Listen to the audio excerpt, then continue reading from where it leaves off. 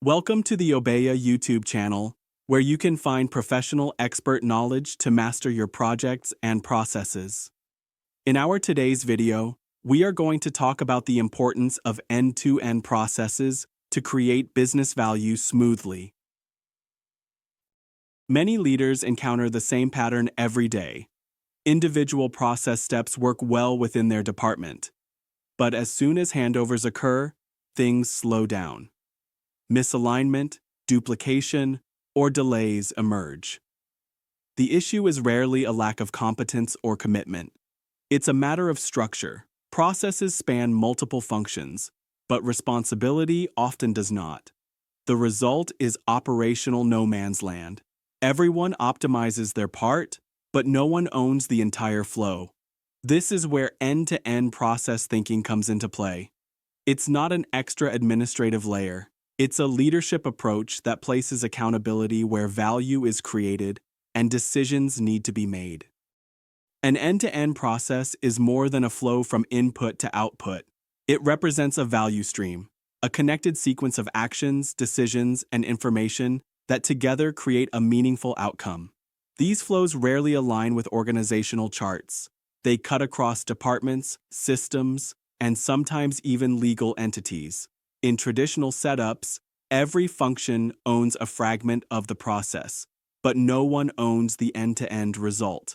End-to-end responsibility means that one person or role is accountable for the full process performance, across boundaries, through interfaces, and with clear impact on business outcomes.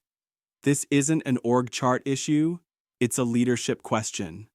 End-to-end process owners don't replace line managers. They enable flow across silos. They create continuity, reduce friction, and make sure improvements happen where they matter most. That makes leadership more focused.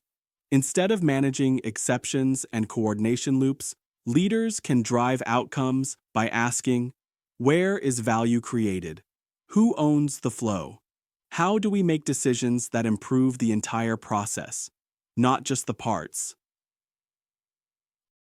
How to establish E2E ownership in practice. Introducing end-to-end process responsibility doesn't begin with reorganizing departments or implementing new systems. It begins with leadership taking a focused look at one key question. Where in your area is value created, and where is it getting stuck? A strong starting point is to select one process that clearly spans multiple functions. Something relevant to your day-to-day business, like onboarding, quote-to-order, issue resolution, or service fulfillment. Then, involve the people who work across this process. Operations, IT, support, maybe even finance. Together, walk through the flow, from the first trigger to the final outcome. Use this as a simple value stream analysis. Where does the process create value for the customer or for internal stakeholders? Where are delays, unclear responsibilities, or unnecessary loops? What handovers cause the most friction? Once this transparency is created, define a clear end-to-end lead with responsibility for the entire process. It means end-to-end, from input to output over several stages of value creation.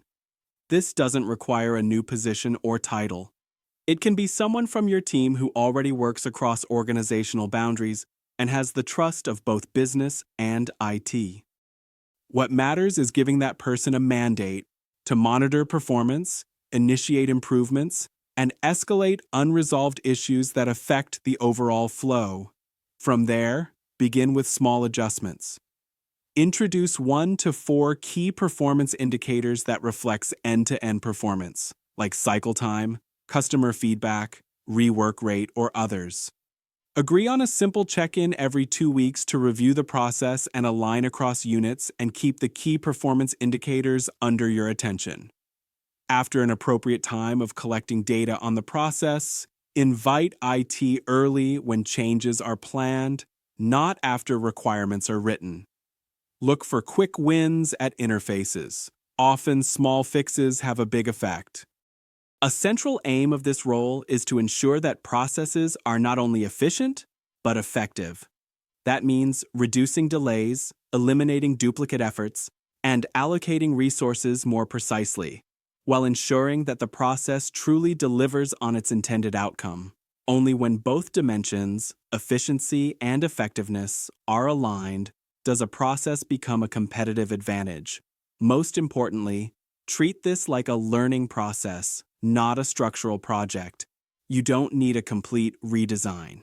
You need clarity, dialogue, and visible ownership for one flow that matters. Once that works, the model can be scaled. What you'll often see, efficiency improves, decisions speed up, and people feel less stuck in internal complexity. Conclusion: end-to-end process ownership is not a structural overhaul. It's a way of thinking in value streams, leading and combine resources with the goal, less friction.